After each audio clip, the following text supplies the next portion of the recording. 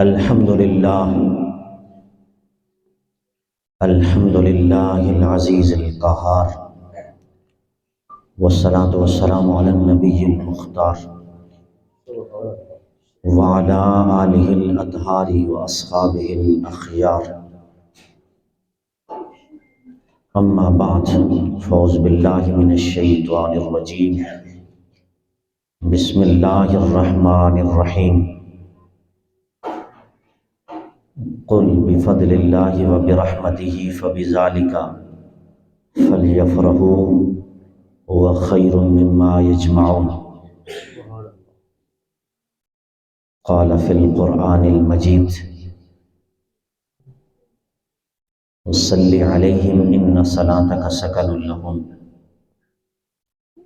ان اللہ وملائکتہ یصلون علی النبی یا ایھا الذین آمنوا صلوا علیہ وسلموا تسلیما۔ اللہم صل علی سیدنا واصحاب سیدنا ومولانا محمد مبارک وسلم وصلی علیہ۔ الصلاۃ والسلام علیک یا رسول اللہ وعلی آلک واصحابک یا سیدی یا حبیب اللہ۔ بلند آواز سے درود و سلام پڑھ لیجئے اس عقیدے سے کہ ہم یہاں سے حضور کی بارگاہ میں درود و سلام پڑھتے ہیں، اللہ کے نبی قبر انور میں ہمارے درود و سلام کو سن کر اس کا جواب بھی عطا فرماتے ہیں۔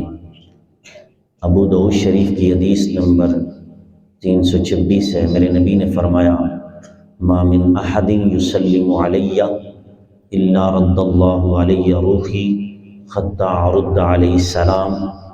آپ کوئی بھی میرا امتی جب بھی مجھ پر سلام پڑھتا ہے، اللہ پاک مجھے اس کی طرف متوجہ کر دیتا ہے، میں اس کے سلام کا جواب دے دیتا ہوں۔ اس عقیدے سے پڑھیے اور بلند آواز سے پڑھیے۔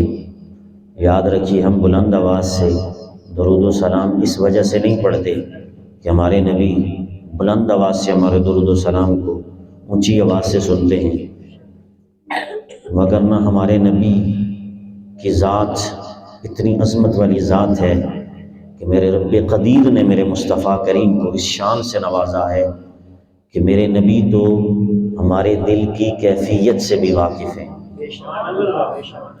بخاری شریف کی حدیث نمبر 814 ہے، میرے نبی علیہ السلام نے ممبر پر مصلی امامت پر قسم کھا کر اس عقیدے کا اظہار فرما دیا، فرمایا فواللہ ما یخفی علی رکوعکم ولا خشوعکم، مجھے اللہ کی عزت کی قسم، ترون قبلتی ہاؤنا، فرمایا تم یہ سمجھتے ہو کہ میں آگے ہی دیکھتا ہوں، مجھے اللہ پاک نے اس شان سے نوازا ہے میں تمہارا رکوع بھی دیکھتا ہوں، تمہارے دل کی کیفیت سے بھی واقف ہوں۔ تو جو نبی دل کی کیفیت سے واقف ہو اس کے سامنے اونچی پڑھنا، یہ کوئی اس سے ثابت یہ نہیں ہوتا کہ نبی اونچی سنتا ہے، نبی تو دل کی آواز کو بھی سن لیتا ہے۔ اور اس پر کئی دلائل ہیں اونچی ہم کیوں پڑھتے ہیں درود، تو یاد رکھیے اونچی ہم اس لیے پڑھتے ہیں، اس میں بھی میرے نبی کا ارشاد موجود ہے۔ علامہ اسماعیل حقی رحمۃ اللہ تعالیٰ علیہ تفسیر روح البیان کی 10ویں جلد صفحہ 95 پر حدیث لاتے ہیں۔ حدیث کیا ہے؟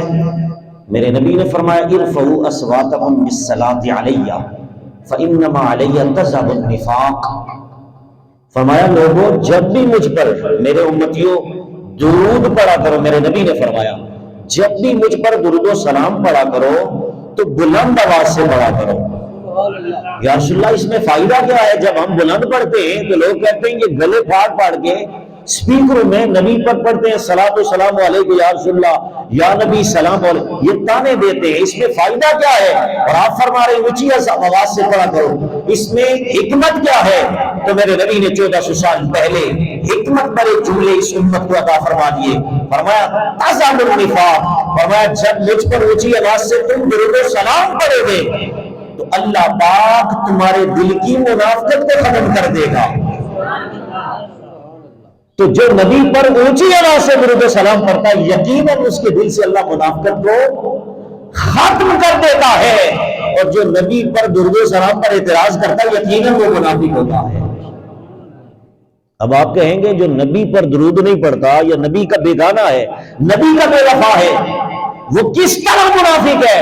تو یاد رکھیے یہ ٹائٹل منافقت کا میں نے خود نہیں دیا، بلکہ میرے رب نے، قرآن نے اس کو منافق قرار دیا ہے۔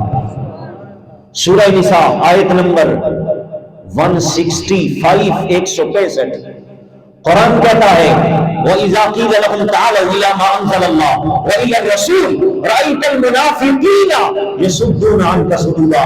محبوب انہیں دو دعوتیں دی جاتی ہیں، کتنی؟ کہ آؤ اللہ کی بات کرتے ہیں، اللہ کی توحید کی بات کرتے ہیں، اللہ کے ذکر کی، اللہ کی شان کی بات کرتے ہیں، اور ساتھ دوسری دعوت آؤ رسول اللہ کی شان کی بات کرتے ہیں، رسول اللہ کے مقام کی بات کرتے ہیں۔ دعوتیں دو تھی، لیکن قرآن کہتا ہے رأیت المنافقین یصدون عنک صدودا۔ کیا دو دعوتوں کو انہوں نے قبول کیا؟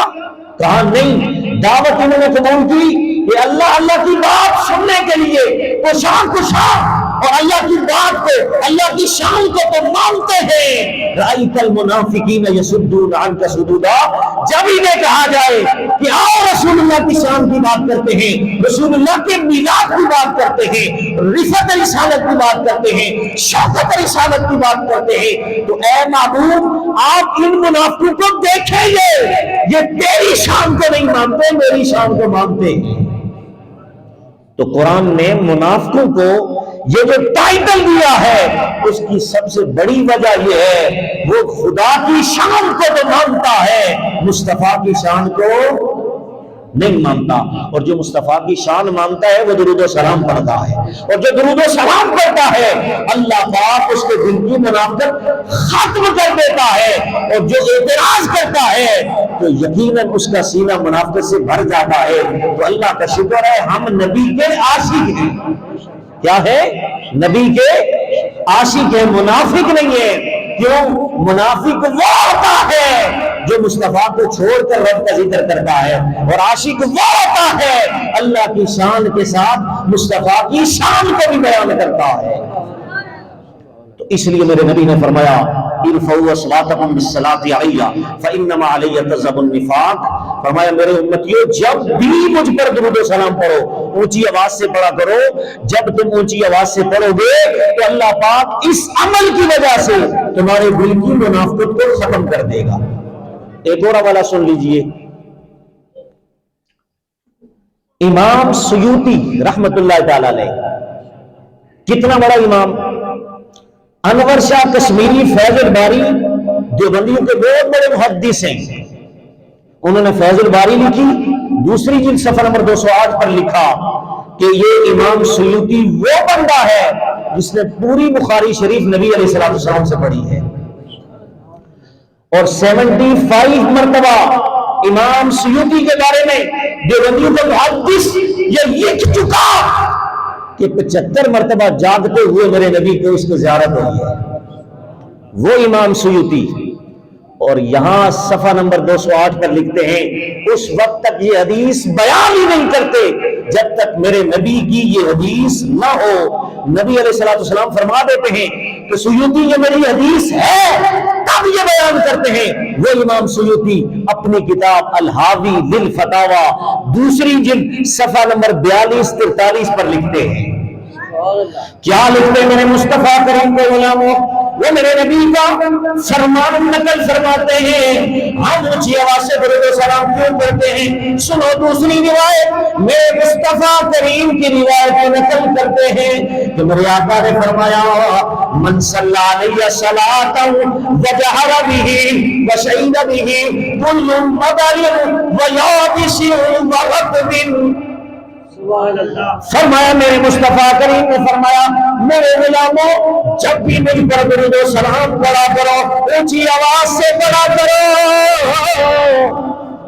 یا رسول اللہ اونچی آواز سے درود و سلام پڑھنے کی وجہ کیا ہے، اس کا فائدہ کیا ہے؟ تو میرے نبی نے فرمایا ہر بیلا ہر پتھر، ہر بیلا ہر پتھر، ہر خشک اور تر چیز قیامت تمہاری گواہی دے گی۔ تو اس لیے ہم درود و سلام اونچی آواز سے پڑھتے ہیں، جہاں تک ہماری آواز یہ جاتی ہے ہر خشک اور تر اور ہر ڈیلا، میرے نبی نے فرمایا قیامت کے دن اللہ کی بارگاہ میں گواہی دے گا کہ فلاں بندہ اور فلاں بندے کے پتر نے، اس کے بیٹے نے آپ پر درود و سلام پڑھا ہے۔ اب ذرا سنیں، درود و سلام ہم نے نبی پر پڑھا، وہ درود و سلام اس پتھر نے، خشک اور تر چیز نے سنا، اور خشک اور تر چیز کے ذہن کا عالم یہ، علم کا عالم یہ، قیامت کے دن وہ یہ کہے گا کہ فلاں افراز صاحب نے، فلاں مشتاق صاحب نے، فلاں علامہ صاحب نے، فلاں کے بیٹے نے درود پڑھا ہے یا اللہ۔ وہ پتھر بھی، وہ خشک اور تر چیز بھی قیامت کے دن اس بندے کو پہچان کے رب کی بارگاہ میں گواہی دے گی۔ جب درود کے وسیلے سے، اس کے فیضان سے صورت عالم یہ بنی کہ اس کا نالج وہ اس کے باپ کو بھی جانتا ہے، اسے بھی پہچانتا ہے، تو اس نبی کی شان کا کیا عالم ہوگا، اس نبی کے علم کا کیا عالم ہوگا کہ جس پر درود پڑھا جا رہا ہے تو مٹی کو اللہ اتنا علم عطا فرماتا ہے، پتھروں کو اتنا علم عطا فرماتا ہے کہ قیامت کے دن یہ گواہی دیں گے تو میرے نبی کی شان کا کیا عالم ہوگا۔ تو پھر قرآن دیکھیے، میرے رب ذوالجلال کا قرآن، سورہ نساء کی آیت نمبر 113، 113 رب کا قرآن دے رہا ہے، وَعَلَّمَ كَمَا لَمْ تَكُن تَعْلَمُ وَكَانَ فَضْلُ اللَّهِ عَلَيْكَ عَظِيمًا۔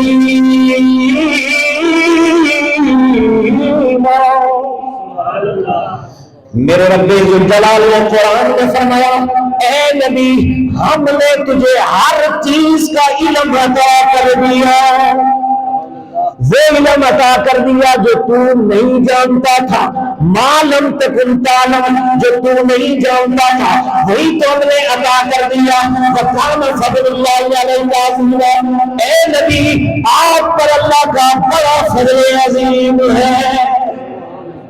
اب نبی کے بارے میں قرآن کہہ رہا ہے جو نبی کو نہیں پتا تھا وہی ہم نے بتا دیا، جو نہیں پتا تھا وہی بتا دیا۔ اب جو یہ کہے کہ نبی کو یہ بھی نہیں پتا، وہ بھی نہیں پتا، معاذ اللہ دیوار کے پیچھے کا بھی علم نہیں، فلاں کا بھی علم نہیں، تو یہ اعتراض تب کرے جب پتا نہیں تھا۔ اللہ نے کہا جو پتا نہیں تھا وہی تو ہم نے تجھے بتا دیا۔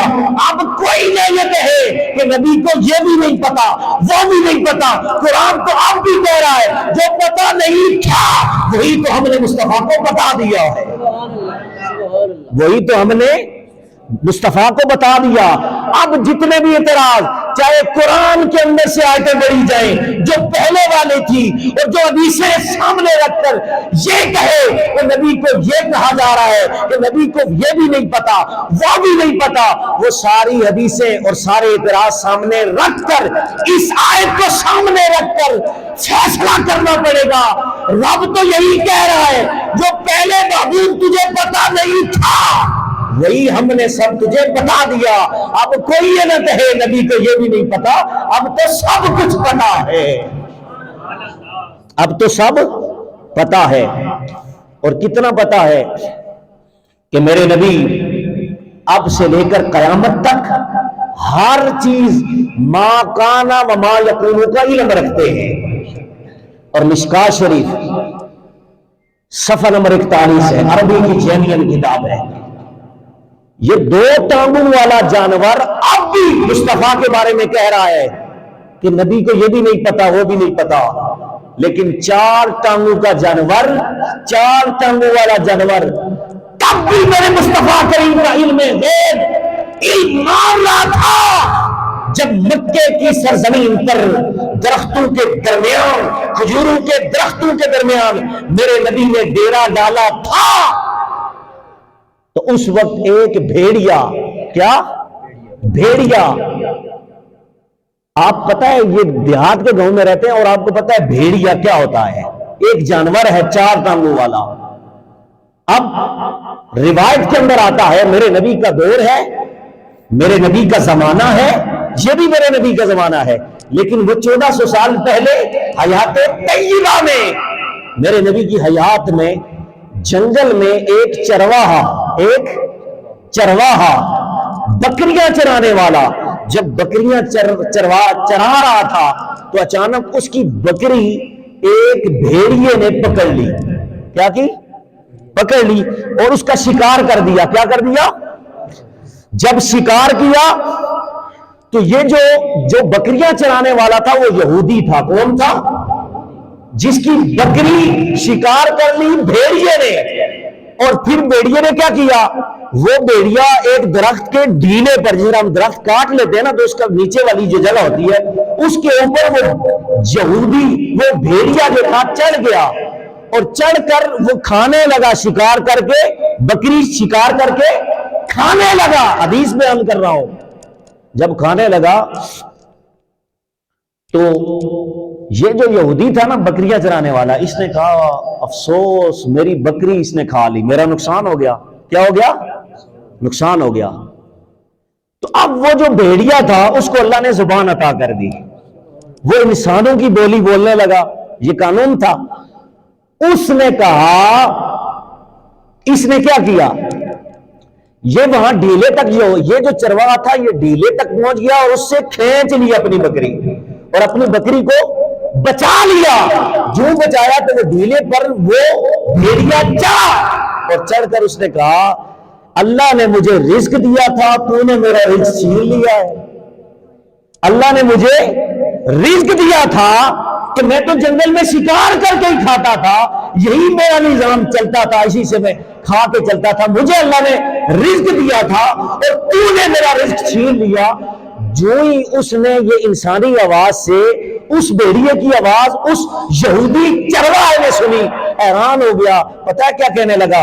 کہنے لگا یہ کیا ہو گیا ہے؟ یہ ایک جانور ہو کر انسانوں کی طرح کلام کرنے لگ گیا. جب وہ حیران ہوا تو اس بھیڑیے نے کہا تو مجھ پر حیران ہو گیا اور حیرانگی کی تیری انتہا ہو گئی کہ میں کلام کرنے لگ گیا. ارے تو ابھی تک اندھا ہے، تو ہے یہودی، تجھے ابھی تک نہیں پتا چلا کہ میں کلام کرنے لگ گیا، انسانوں کی بولی بولنے لگ گیا. جا کخرتینی کما ہوا قائم الی یوم القیامہ، جا ان دو درختوں کے پیچھے ایک نبی آیا ہوا ہے جس کا نام مصطفیٰ ہے. اللہ نے اس کو ما کان وما یکون کا علم، جو آج کی بھی بات کرتا ہے، کل کی بھی اور پہلے کی بھی خبر عطا کرتا ہے. اللہ پاک نے اسے علم غیب عطا کیا ہوا ہے. جا اس کا کلمہ پڑھ. وہ یہودی سیدھا میرے نبی کے پاس گیا اور جا کر دیکھا کہ یہ تو نبی ما کان وما یکون، جو ہو چکا ہے اور جو ہونے والا ہے اس کی خبریں دے رہا ہے. اس یہودی نے کلمہ پڑھ لیا. ایک تو وہ وقت تھا کہ یہودی بھی مصطفیٰ کے علم غیب کو مان رہے تھے، اور آج یہ وقت ہے کہ کلمہ پڑھنے والا نبی کے علم غیب پر اعتراض کر رہا ہے کہ نبی کو یہ بھی نہیں پتا، وہ بھی نہیں پتا. بدبخت انسان، تجھ سے وہ جانور کئی درجے بہتر ہے جو جانور ہو کر اور جو یہودی ہو کر میرے نبی کا علم غیب دیکھ کر کلمہ پڑھ جائے. حضرات محترم، یہ میرے نبی کی شان ہے. مشکات شریف کی حدیث نمبر نہیں، صفحہ نمبر 41 ہے، حدیث موجود ہے. میرے نبی علیہ السلام کا فرمان. اب میں یہ ضمناً 4-5 باتیں عقیدے کے حوالے سے بیان کی کہ ہمارے نبی کو اللہ نے یہ شان عطا فرمائی ہے کہ میرا نبی کمال رکھتا ہے، میرا نبی شان رکھتا ہے، اور یہ شان میرے رب نے مصطفیٰ کو عطا فرمائی ہے. اب درود و سلام اونچی آواز سے پڑھیے. میں انشاءاللہ شروع کرتا ہوں. الصلاۃ والسلام علیک یا رسول اللہ وعلی آلک واصحابک یا سیدی یا حبیب اللہ وعلی آلک واصحابک یا سیدی یا حبیب اللہ. اللہ تبارک تعالیٰ جل جلالہ وعظم نوالہ وعظم شانہ واتم برہانہ کی حمد و ثنا اور حضور سرور کائنات مفخر مجاہد جناب محمد الرسول اللہ صلی اللہ علیہ وسلم کے دربار گور میں ہدیہ درود و سلام عرض کرنے کے بعد نہایت ہی معزز سامعین و ناظرین، بالخصوص سٹیج پر موجود حضرت علامہ مولانا قاری مدثر صاحب، حضرت علامہ مولانا شمسر، حضرت علامہ مولانا عاطف صاحب اور حضرت علامہ مولانا عثمان صاحب اور حضرت علامہ مولانا قاری عتیق الرحمان صاحب اور حضرت قبلہ قاری حسن صاحب اور بالخصوص جتنے بھی علماء کرام جن کا نام نہیں آتا اور حاضرین و سامعین اور بالخصوص بانیان محفل قبلہ محترم صداقت صاحب، صداقت محمود عباسی صاحب اور حضرت قبلہ ارشد محمود صاحب، ساجد محمود صاحب جن کے والد گرامی میری مراد قبلہ محترم صوفی عبد الغفور رضوی صاحب دامت برکات معالیہ، اللہ تبارک تعالیٰ آپ کی قبر پر کروڑوں رحمت نازل فرمائے، جن کے سالانے کے طور پر آج میلاد کی عظیم الشان محفل کا انعقاد کیا ان کے بیٹوں نے۔ میں مبارکباد پیش کرتا ہوں کہ اتنی عظیم الشان اس دیہات کے علاقے میں انہوں نے یہ اہتمام کیا۔ اللہ رب العزت ہم سب کی حاضری کو اپنی بارگاہ الہی میں قبول و منظور فرمائے۔ حضرات محترم، ان کے والد کے سالانے کے طور پر آج انہوں نے میلاد مصطفیٰ کی محفل سجائی۔ لفظ والد کے عدد ہیں 4۔ کتنے؟ اسی نسبت سے میں نے قرآن کی 4 آیات والد کی شان کے حوالے سے پڑھنی ہے۔ اس لفظ 4 کا تعلق میرے اللہ کی ذات سے بھی ہے، میرے مصطفیٰ کی ذات سے بھی ہے، اور میرے نبی کے 4 خلفاء سے بھی ہے، اور نبی کی آل سے بھی ہے۔ اسی لیے سب کا ذکر اس کے اندر مجتمع ہو جائے گا۔ جامع ذکور یعنی سب کا ذکر اس کے اندر ہے کہ جس نے اس 4 عدد کی نسبت سے اللہ کا ذکر کر لیا، مصطفیٰ کا ذکر کر لیا، صحابہ کا ذکر کر لیا، آل کا ذکر کر لیا، تو یہ سمجھے کہ اس نے سارے ذکر کر لیے۔ اس اعتبار سے قرآن مجید کی کئی آیات کریمہ جو قرآن کے اندر موجود ہیں، سورہ بنی اسرائیل اس کی آیت نمبر 23، آیت نمبر 23 بلند آواز سے کہیے سبحان اللہ۔ آیت نمبر 23 پہلی آیت میں پڑھنے لگے۔ قرآن کا وَقَضَىٰ رَبُّكَ أَلَّا تَعْبُدُوا إِلَّا إِيَّاهُ وَبِالْوَالِدَيْنِ إِحْسَانًا۔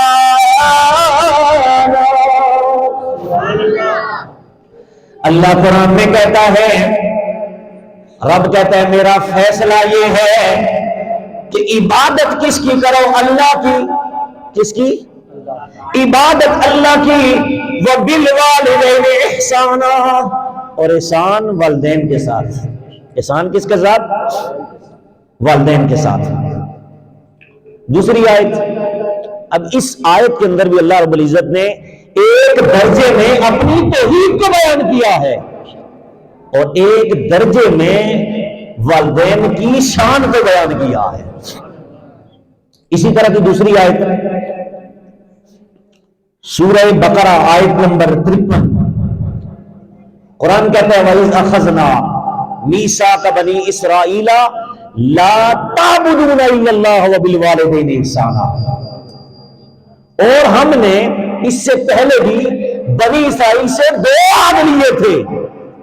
کون سے؟ لا تعبدون الا اللہ، کہ اللہ کے سوا کسی کی عبادت نہیں کرنی، کہ اللہ کی توحید کو ماننا ہے۔ وبالوالدین احسانا، دوسرا کام تم نے یہ کرنا ہے کہ والدین کے ساتھ اس نے سلوک سے پیش آنا ہے۔ 2 مقام پر جس طرح کا مضمون پہلی آیت میں توحید کے ساتھ والدین کی شان، دوسری آیت میں بھی توحید کے ساتھ والدین کے ساتھ اس نے سلوک، اور تیسری آیت یہ قرآن مجید کی یہ جو آیت ہے یہ سورہ نساء کے اندر موجود ہے، آیت نمبر 154۔ قرآن کہتا ہے وَاعْبُدُوا اللَّهَ وَلَا تُشْرِكُوا بِهِ شَيْئًا وَبِالْوَالِدَيْنِ إِحْسَانًا، اللہ کہہ رہا ہے عبادت کرنی ہے تو میرے ساتھ کسی کو شریک نہیں ٹھہرانا، وَبِالْوَالِدَيْنِ إِحْسَانًا، اور اللہ کے توحید کے ساتھ، اللہ کی عبادت کے ساتھ تم نے دوسرا کام یہ کرنا ہے کہ والدین کے ساتھ اس نے سلوک سے پیش آنا ہے۔ تیسرے مقام پر بھی جس طرح توحید کو بیان کیا، ساتھ والدین کی شان کو بھی بیان کیا۔ چوتھا مقام آ گیا جی، چوتھے مقام پر اللہ رب العزت پھر ارشاد فرماتا ہے قل تعالوا اتل ما حرم ربکم علیکم اللہ تشرکوا بہ شیئا وبالوالدین احسانا. محبوب آپ اعلان فرما دیں اللہ کے سوا کسی کی عبادت نہیں کرنی. اللہ تشرکوا بہ شیئا کسی کو اللہ کے ساتھ شریک نہیں ٹھہرانا. وبالوالدین احسانا اور اپنے والدین کے ساتھ اس نے سلوک سے پیش آنا ہے. قرآن کی 4 آیات لفظ والد کے 4 عدد ہیں, ان کی نسبت سے والدین کی شان کو میں نے 4 آیات سے پیش کیا. جہاں بھی میرے رب نے اپنی توحید کو بیان کیا ہے ساتھ ملا کر والدین کی شان کو بھی بیان کیا ہے. وجہ کیا ہے کہ جہاں رب اپنی شان بیان کر رہا ہے ساتھ بندے کے والدین کی شان کو بیان کر رہا ہے, تو یہ 2 چیزیں کیا بنی؟ عقیدہ توحید اور والدین کے ساتھ اس نے سلوک. تو عقیدہ توحید یہ ہے عقیدہ. کیا ہے؟ عقیدہ. توحید عقیدہ. اور والدین کے ساتھ اس نے سلوک عمل ہے. کیا ہے؟ رب نے ایک عقیدہ بیان کیا ہے اور ایک عمل بیان کیا ہے. وجہ کیا ہے؟ اس لیے کہ رب بتاتا ہے کہ سارے عقائد کا نچوڑ عقیدہ توحید ہے. سارے عقائد کا نچوڑ. اگر بندہ سب عقیدے مانے اور اللہ کی توحید کو نہ مانے تو بندہ ایمان والا نہیں ہو سکتا. بندے کا کوئی عمل اللہ کی بارگاہ میں مقبول نہیں ہے. اسی لیے رب نے فرمایا کہ سارے عقیدوں کا نچوڑ عقیدہ توحید ہے.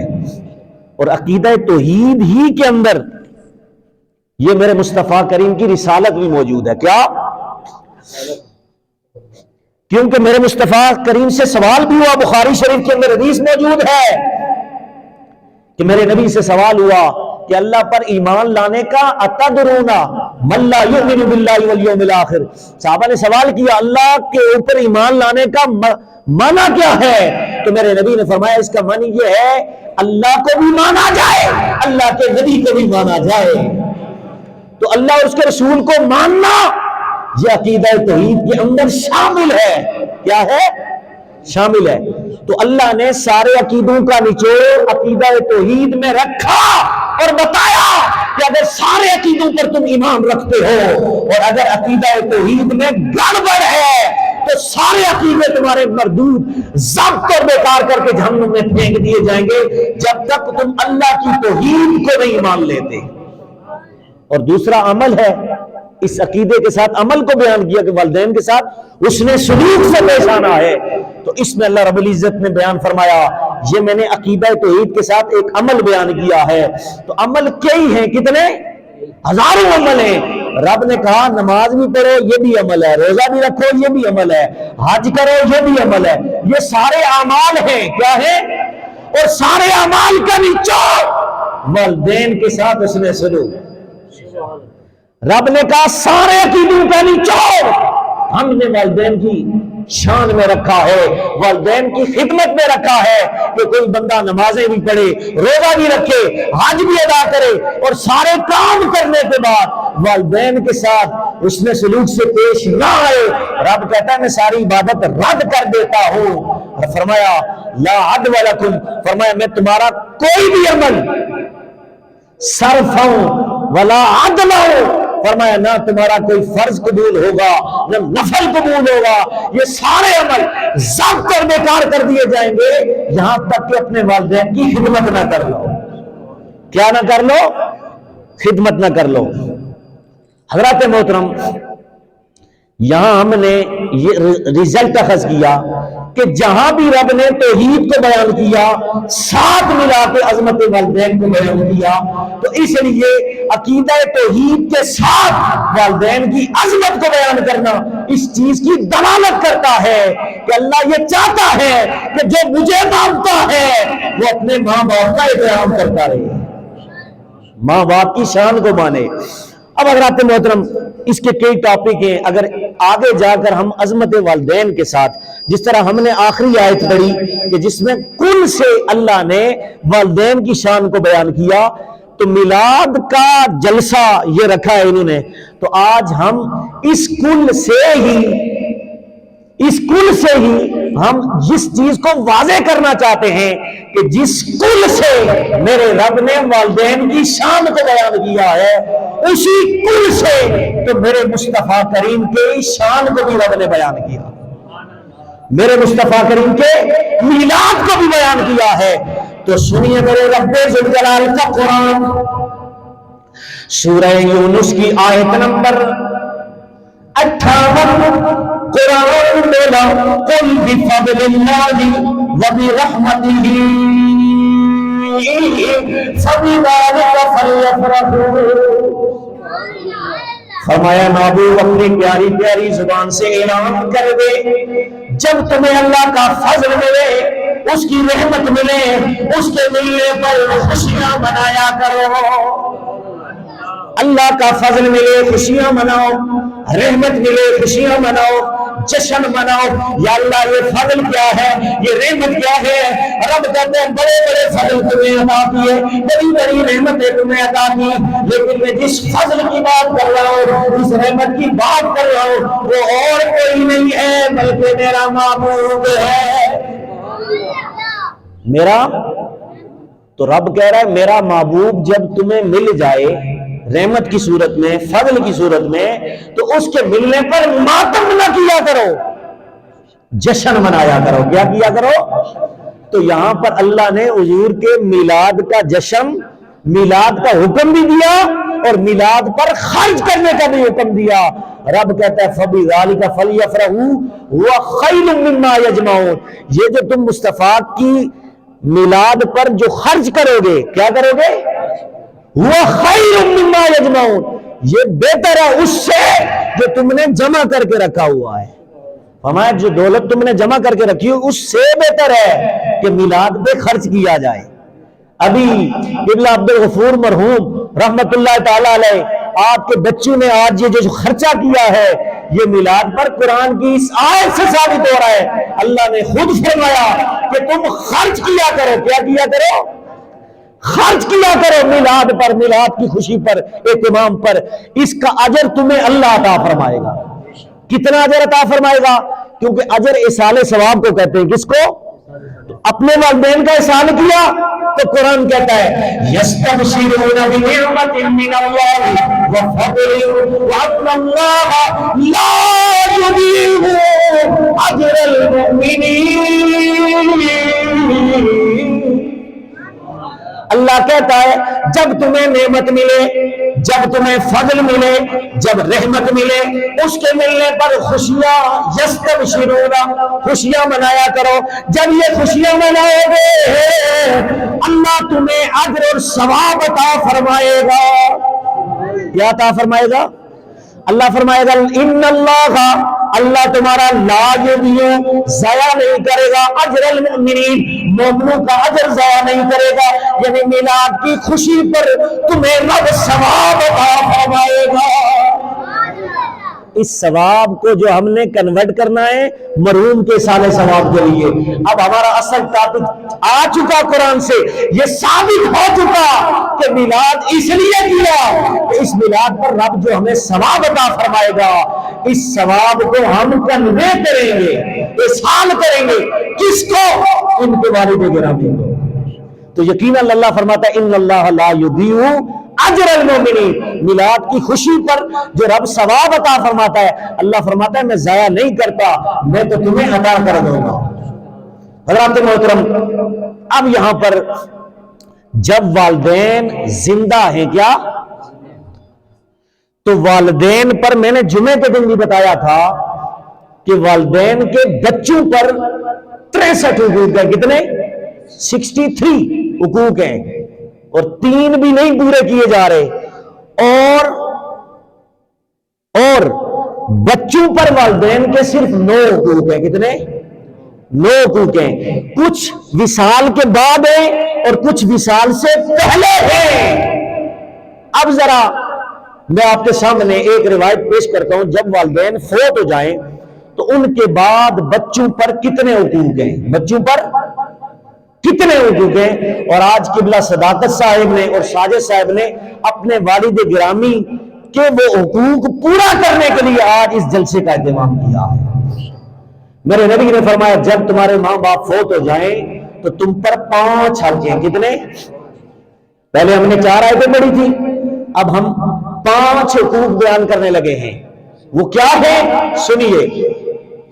میرے مصطفیٰ کریم نے فرمایا، ابو داؤد شریف کی حدیث نمبر 1415 ہے، میرے نبی نے فرمایا جب تمہارے ماں باپ فوت ہو جائیں، ان کے فوت ہو جانے کے بعد تمہارے اوپر 5 حق ہیں۔ کتنے؟ 5۔ نمبر 1، جب تمہارے ماں باپ فوت ہو جائیں، پہلا حق الصلاۃ علیہما، پہلا حق تمہارے ماں باپ فوت ہو جائیں تو ان کا جنازہ پڑھنا۔ کیا کرنا؟ ان کا جنازہ پڑھنا۔ اور آپ نے اب سوچنا ہے کہ آج اولاد دین سے اتنی دور آ چکی ہے، جنازہ پڑھنا تو جنازہ پڑھنا رہا، وہ تو بڑی بات ہے، جنازے کے اندر کی جو دعائیں ہیں وہی اولاد کو نہیں آ رہی۔ پاکستان کا ایک جسٹس ہے، کیا ہے؟ اس کا پچھلے دنوں انتقال ہوا۔ تو جسٹس کا بیٹا، اس کے پاس بڑی ڈگریاں ہوں گی، دنیاوی تعلیم کتنی ہوگی اس کے پاس، بڑے بڑے کالجوں یونیورسٹیوں میں پڑھنے والے لوگ ہوتے ہیں، ہم جیسے غریب تو نہیں پڑھ سکتے، یہ بڑے لوگوں کے لوگ بڑی جگہ پہ پڑھتے ہیں، اس کے پاس کتنی ڈگریاں ہوں گی۔ لیکن جب باپ کا جنازہ آگے رکھا ہوا تھا تو جسٹس کا بیٹا پہلی صف میں کھڑا تھا۔ اب آپ نے دیکھنا ہے غفلت کا عالم کیا ہے، دین سے دوری کا عالم کیا ہے اس امت کا، کہ اس نے جنازہ ابھی صفیں بن رہی تھی تو اس نے اپنی جیب میں سے رومال نکال کر سجدے والی جگہ پہ رکھا۔ کسی نے کہا حضرت آپ کے والد کا جنازہ آگے جسٹس صاحب کا پڑا ہوا ہے تو آپ یہ رومال کیوں نکال کے آگے مصلی کی جگہ رکھ رہے ہیں؟ تو اس کا جواب سنیں، آپ حیران ہو جائیں گے۔ کہنے لگا کہ جب میں نماز جنازہ پڑھوں گا تو جب سجدہ کروں گا، کیا کروں گا؟ سجدہ کروں گا تو نیچے جو مٹی ہوگی وہ میری پیشانی پر لگے گی، تو مٹی سے بچنے کے لیے میں نے یہ کام کیا۔ اب مجھے بتائیں کہ جس بیٹے کو اتنی بڑی ڈگریاں اٹھانے کے بعد بھی ابھی تک پتہ نہیں ہے اس بدبخت کو کہ جنازے کے اندر سجدہ ہی نہیں ہے، اور وہ رومال رکھ رہا ہے۔ تو اب دیکھیں یہ بڑے بڑے محلات کے اندر دین سے غفلت اور دین سے دوری کا عالم یہ ہے۔ تو اب دیکھیں جب بیٹے کا یہ عالم ہے کہ اسے یہی نہیں پتا کہ جنازہ کس طرح پڑھتے ہیں، جنازے میں سجدہ ہوتا ہے، رکوع ہوتا ہے، سجود ہوتا ہے، یہ چیزیں ہوتی ہی نہیں ہیں، صرف قیام ہوتا ہے اور قیام فرض ہے۔ تو حضرات محترم میں بتاتا چلوں، تو اس لیے میرے مصطفیٰ کریم نے فرمایا پہلا حق الصلاۃ علیہما، تمہارے ماں باپ فوت ہو جائیں تو ان کا جنازہ پڑھنا۔ کیا پڑھنا؟ اس کے بعد ایک ریٹرن، آپ ہمارے دیہاتوں میں یہ چیز ہوتی ہے، لوگ جب جنازہ پڑھ لیتے ہیں نا تو لوگ یہ کہتے ہیں او جی جنازہ ہی جنازہ جو پڑھ لیا نا تو یہ جنازہ ہی دعا ہے۔ کیا ہے؟ دعا۔ اب دعا کی ضرورت، اب جنازے کے بعد پھر دعا نہیں مانگتے۔ تو اب لفظ سنیے، یہاں پر میں ایک علمی نکتہ دے رہا ہوں کہ اگر جنازہ ہی دعا ہوتی، جنازہ ہی دعا ہوتی اور اس کے بعد دعا کرنا ثابت نہ ہوتی تو اگلی حدیث کا اگلا لفظ جو دوسرا حق میرے نبی نے فرمایا وہ بیان کبھی نہ فرماتے کہ آج جس طرح ایک ٹرم بتائی جاتی ہے اور ہر ایک بندے کو گمراہ کر دیا جاتا ہے کہ تم جنازے کے بعد دعا نہیں کر سکتے، کہتے جی جنازہ خود دعا ہے۔ تو میں نے کہا آج تک کسی نے جنازے کو، نماز جنازہ کو دعائے جنازہ نہیں کہا۔ کسی نے دعائے جنازہ کہا ہے؟ نہیں۔ ہر کوئی کہتا ہے کہ نماز جنازہ، کیا کہتا ہے؟ تو جنازے کے بعد بھی دعا کرنا ثابت ہے۔ تو اب حضور نے فرمایا پہلا حق الصلاۃ علیہما، تم نے جنازہ پڑھنا ہے۔ اس کے بعد پھر کیا فرمایا؟ فرمایا دوسرا حق والاستغفار لہما، ماں باپ جب فوت ہو جائیں تو جنازے کے بعد دوسرا عمل ان کے لیے دعا کرنی ہے۔ کیا کرنی ہے؟ تو آج دوسرے حق پر حملہ کیا جا رہا ہے اور اس سے دور کیا جا رہا ہے کہ والاستغفار لہما، دعا نہیں کرنی. تو جنازہ اگر خود دعا ہوتی تو والاستغفار لہما کا دوسرا جملہ بتا رہا ہے کہ بندے کے جنازے کے بعد بھی دعائیں قیامت تک جاری رہتی ہیں. اس لیے میرے نبی نے دوسرا حق بیان فرمایا والدین کا دوسرا حق یہ والاستغفار لہما.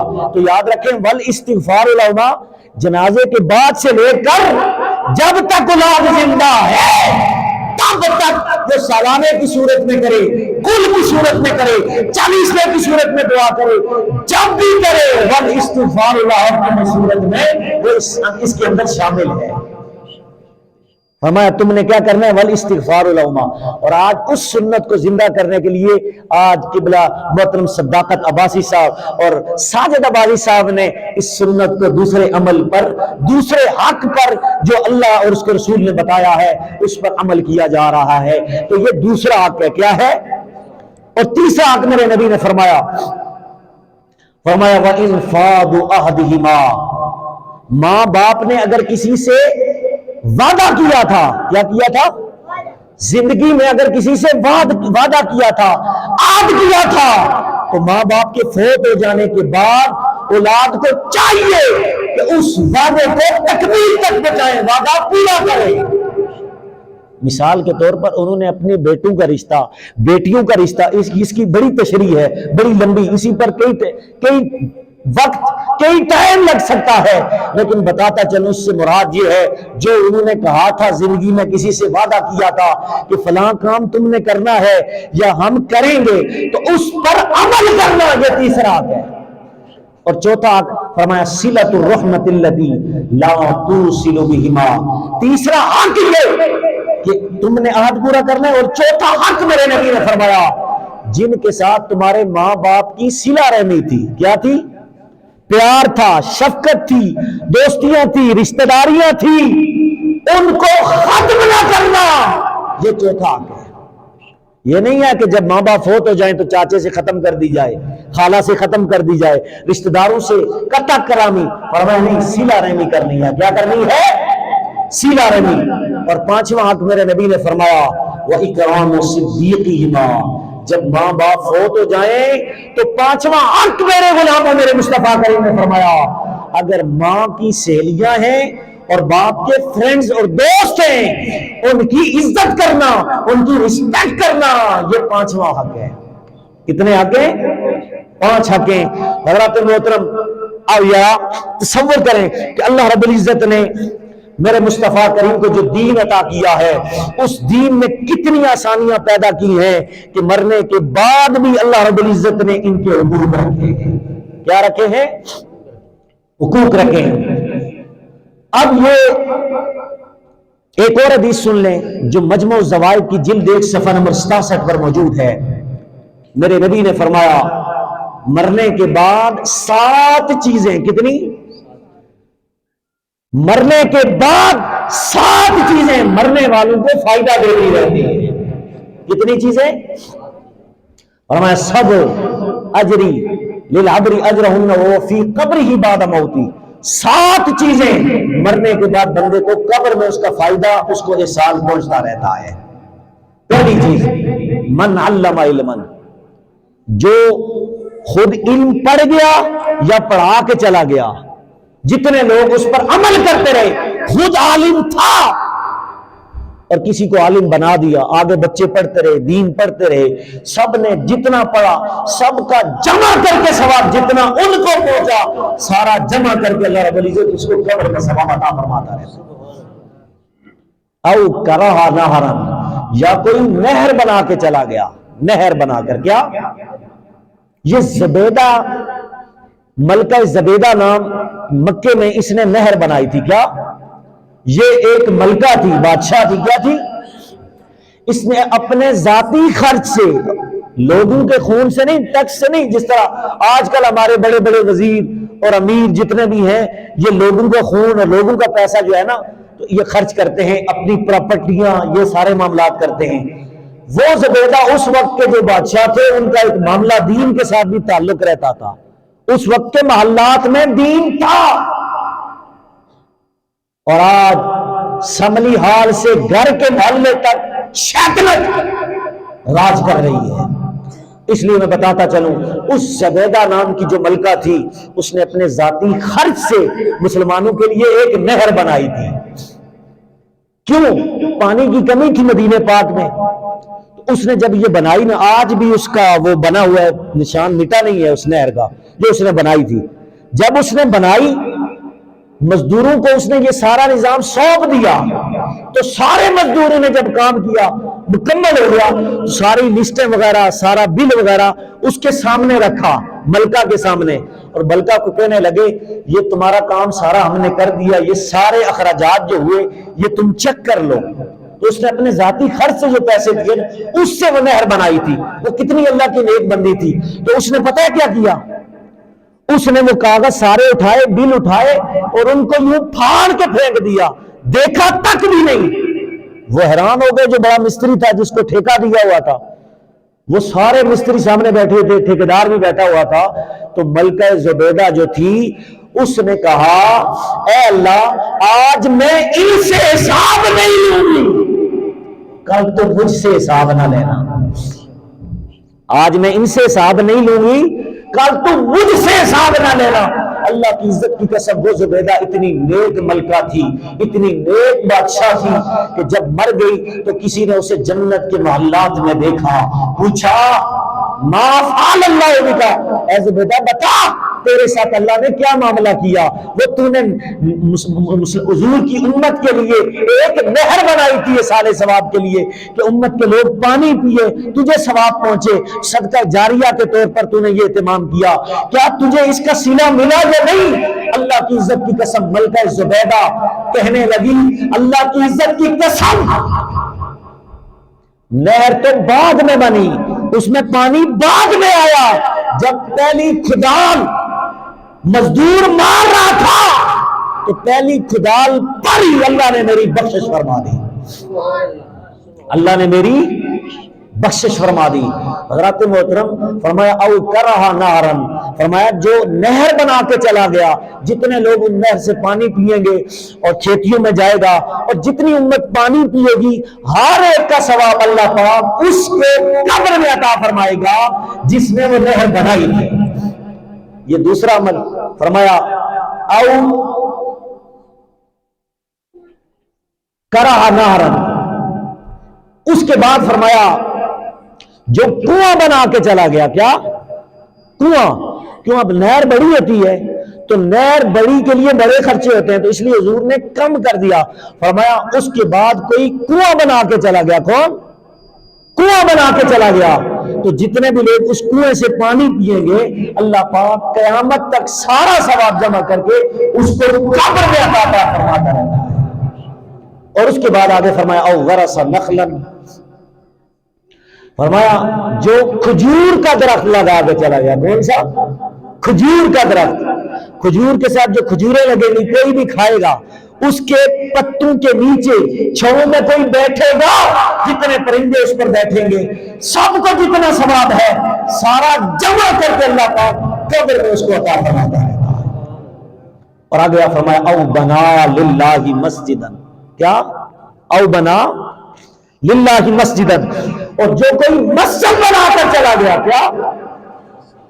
مسجد میں جتنے لوگ آئے انہوں نے نماز پڑھی، یا مسجد کے اندر کی چٹائیاں بٹھا دی، یا پنکھے لگا دیے، یا سپیکر لگا دیا، جتنوں نے سپیکر سے اللہ کا ذکر سنا، سبحان اللہ کہا، جنہوں نے جو پنکھوں کے نیچے بیٹھے ٹھنڈی ہوا لگی، سب کا ثواب، جو مصلی پہ نماز پڑھتا رہا، جتنی چٹائیوں پر اللہ کا ذکر ہوتا رہا، سارا جمع کر کے جتنا ثواب پڑھنے والے کو بیٹھنے والے کو ہوگا، اللہ پاک سارا جمع کر کے جس نے مسجد میں یہ اہتمام کیا تھا، مسجد بنائی تھی، سارا جمع کر کے اللہ اسے قبر میں ثواب عطا فرماتا رہتا ہے۔ آگے او ورث مصحفا، فرمایا اس کے بعد جو قرآن کا مصحف کسی کو دے کر چلا گیا، اس سے مراد قرآن کی تفسیر بھی مراد ہے۔ اگر کسی نے قرآن کسی کو ہدیہ کر دیا، وہ قرآن پڑھتا رہا، قرآن کی تفسیر دی، قرآن کی تفسیر پڑھتا رہا، قرآن کی ایک آیت کی تفسیر پڑھنے کا ثواب 70 شہیدوں کے برابر اللہ رب العزت عطا فرماتا ہے۔ اس لیے میرے مصطفیٰ کریم کے غلاموں، میرے مصطفیٰ کریم نے فرمایا جو دین کی کتابیں کسی کو لے کر دے دے، لوگ پڑھتے رہیں، تفسیر پڑھتے رہیں، قرآن پڑھتے رہیں، سب کا ثواب جمع کر کے اللہ رب العزت جتنا پڑھنے والوں کو ثواب عطا فرماتا ہے، وہ سارا جمع کر کے اللہ پاک اس کو ثواب عطا فرماتا رہتا ہے جس نے قرآن کی کتاب لے کر دی تھی۔ اور آگے آخری جملہ سنیے، 7ویں چیز میرے نبی نے فرمایا، اسی پر میں اختتام کروں گا۔ فرمایا او ترک ولدن یدعو لہ بعد موتہ، اور پیچھے ایسی اولاد چھوڑ کے چلا گیا جو مر گیا، پیچھے ایسی اولاد جو صداقت محمود عباسی صاحب کی طرح تھی، جو ساجد محمود عباسی صاحب کی طرح تھی، کہ جو دعا کرنے کی قائل تھی، دعا پر فتویٰ نہیں لگاتی تھی، میں ایسی اولاد چھوڑ کے چلا گیا جو دعا کا عقیدہ رکھتی تھی، وہ دعا کرتے رہے ان کی اولاد، اللہ پاک قبر میں اس دعا کے وسیلے سے انہیں ثواب پہنچاتا رہتا ہے۔ حضرات محترم، ضمن میں نے بہت چیزیں بیان کرنی تھی، میں ایک بڑا لیکچر لے کر آیا تھا، لیکن بچوں کی کثرت کو دیکھ کر شاید وہ میں علمی نکات نہ بیان کر پایا۔ اللہ رب العزت سے دعا ہے کہ اللہ پاک ہم سب کی حاضری کو اپنی بارگاہ میں قبول منظور فرمائے، اور ہم سب دعا کرتے ہیں قبلہ عبد الغفور صاحب صوفی صاحب جو اللہ کے پیارے بندے تھے، نیک بندے تھے اور رضوی ذہن کے تھے، ان کے اس نسبت سے ہم آپ کے سامنے یہ اعلان کرتے ہیں کہ امیر المجاہدین جنہیں رضوی کہا جاتا ہے، امیر المجاہدین خادم حسین رضوی، ہم ان کے فکر اور نظریات کے حوالے سے آپ کے سامنے بیان کرنا چاہتے ہیں کہ تحریک لبیک پاکستان جو ہے، اس کے لیے آپ نے سوچنا ہوگا کہ ہمارے ملک کے حالات کتنے خراب ہیں، ہم نے دین کو ووٹ دینی ہوگی۔ تو اس اعتبار سے میں گزارش کروں گا کہ تمام احباب اس مرتبہ آپ ساری چیزوں کو چھوڑ کر آپ ووٹ صرف دین کو دیں، ترجیح دین کو دیں۔ اللہ کی عزت کی قسم، تمہاری قبر میں بھی مصطفیٰ تمہیں وہ کچھ عطا کریں گے کہ جو کسی نے نہیں عطا کر دیا، اور قیامت کے دن بھی مصطفیٰ کے جھنڈے تلے جگہ تمہیں نصیب ہوگی، کیونکہ یہ تحریک رسالت ہے اور ناموس رسالت پر کامزن ہے، اور یہ دین کے وفاداروں کی جماعت ہے۔ تو اس لیے اللہ رب العزت سے دعا ہے کہ اللہ پاک ہم سب کو عمل کرنے کی توفیق عطا فرمائے۔ وآخر دعوانا ان الحمدللہ رب العالمین۔